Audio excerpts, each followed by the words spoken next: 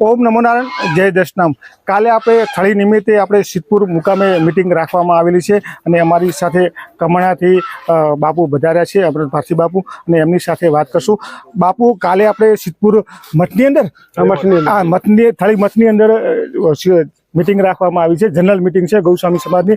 એ તમામ સમાજના ભાઈઓને વિનંતી છે કે કાલે વધારવાનું છે અને લગભગ 2 થી 2.5ના ટાઈમમાં મિટિંગ રાખવાની છે। તો થોડી આપણે બાપુ સાથે પણ ચર્ચા કરી લ્યો। બાપુ, કાલે મિટિંગની વાત થાય છે અને મઠની અંદર રાખવાની છે, કેવળપુરી મહારાજનો જે મઠ આવેલો છે ત્યાં રાખવાનું છે, તો એના વિશે એક સંદેશો સમાજને આપો।